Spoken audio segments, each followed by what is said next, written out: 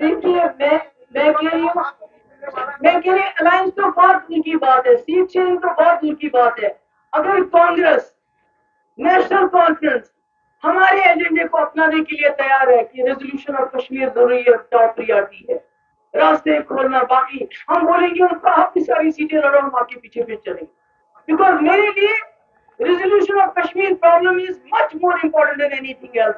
جموں کشمیر کے لوگوں کی عزت نفس جو اس وقت روندا جا رہا ہے وہ زیادہ ضروری ہے. یہ سیٹ مجھے 4 دو آپ 3 دو، یہ میرے لیے کوئی معنی نہیں رکھتی ہے. کیونکہ نیشنل دیکھیے ایک بات میں بتانا چاہتی ہوں، جب ہم نے نیشنل کانگریس کے ساتھ الائنس کیا ہمارا ایجنڈا تھا.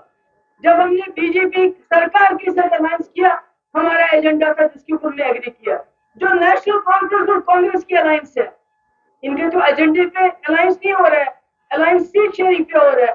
تو ہم تو ایسی کسی الائنس کی تو بات کریں گے نہیں جس میں سیٹ شیئرنگ کی خالی بات ہو. الائنس ہمارا ہونا چاہیے ایجنڈے کے اوپر، اور ہمارا ایجنڈا ہے جموں کشمیر کی سمسیا کا سمادھان.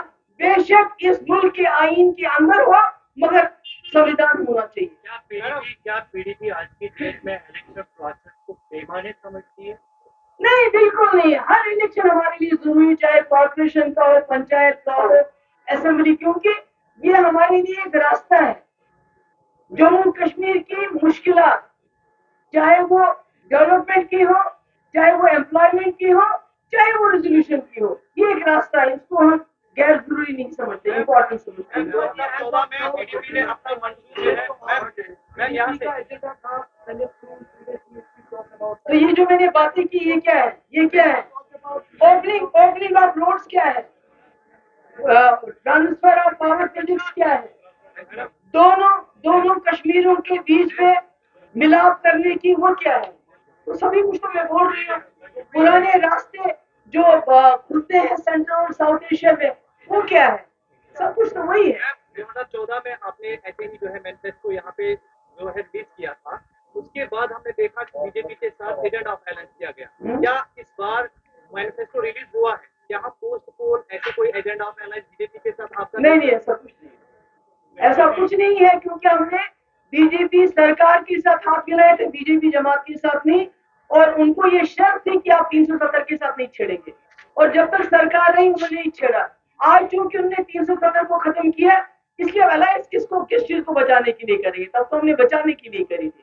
تو ایسا کوئی سوال کرنا نہیں ہے. ہم سمجھتے ہیں، ہمارا ماننا ہے جموں کشمیر 370 کا معاملہ نہیں ہے. صرف جموں کشمیر اسٹیٹ ہوڈ کا معاملہ نہیں ہے. خالی جموں کشمیر الیکشن کا معاملہ نہیں، نہ سیٹ شیئرنگ کا معاملہ ہے. اس کو کتنی سیٹیں اور مجھے کتنی سیٹیں.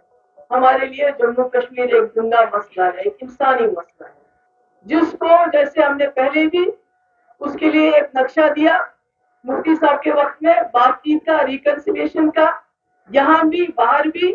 مگر میں کہتی ہوں شروعات اپنے گھر سے کرنی چاہیے ریکنسیلیشن کی، کیونکہ جو یہاں لوگوں کے اوپر دباؤ ہے دونوں سے اس کو ختم کیا جانا چاہیے. تو اس لیے ہمارا جو آج کا یہ مینیفیسٹو ہے اس میں ریکنسیلیشن ڈائلاگ کے ساتھ ساتھ جو ایل او سی پہ ہمارا جو ٹرینڈ ہے، ٹریول ہے، اس کی ہم بات کر رہے ہیں.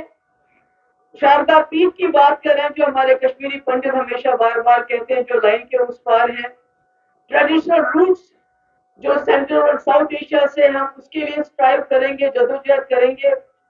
اور جو ہمارے لوگوں کا یہاں دم گھٹتا ہے، P S C, P S A, U A P A اور اینیمی ایکٹ، جس کے تحت آپ کسی بھی مذہبی رہنما کو، کسی بھی جرنلسٹ کو، کسی بھی پولیٹیکل سوشل ایکٹیوسٹ کو آپ اریسٹ کر سکتے ہیں. یہ چیز ملک کا دشمن ہے، اس کو ختم کرنے کی بات کرتے ہیں. اور جو ہمارے کافی لوگوں کو نوکریوں سے نکالا گیا ہے، ہم ان کے کیسز ریویو کرنے کی بات کر رہے ہیں.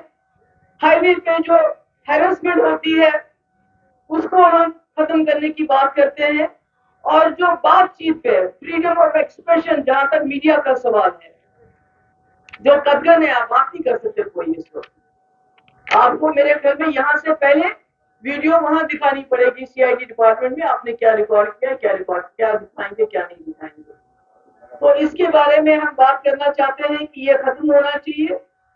हम ज्यादा तो नहीं बोलेंगे कि हम, उन्होंने बोला 200, हम 300 नहीं, हम वही बोलते हैं कि 200 यूनिट इलेक्ट्रिसिटी हम फ्री देना चाहते हैं। जो 200 से ज्यादा करेगा उसको नहीं होगा वो। और जो वन टाइम सेटलमेंट, जो पेंडिंग इलेक्ट्रिसिटी बिल्स होंगे, वाटर पे जो टैक्सेस को अबॉलिश करना चाहते हैं, मीटर्स नहीं लगने चाहिए पानी के लिए। और जिन घरों में जो गरीब है, बिलो पॉवर्टी लाइन है, जिनके घर में 1 से 6 लोग हैं, मुफ्ती मोहम्मद सईद साहब की स्कीम हम फिर इंट्रोड्यूस करना चाहते हैं, क्योंकि जो चावल मिलता है, राशन मिलता है, वो पूरा नहीं पड़ता है। इसीलिए 12 सिलेंडर जो गरीब लोग हैं साल के, उनको देखना चाहते हैं हम।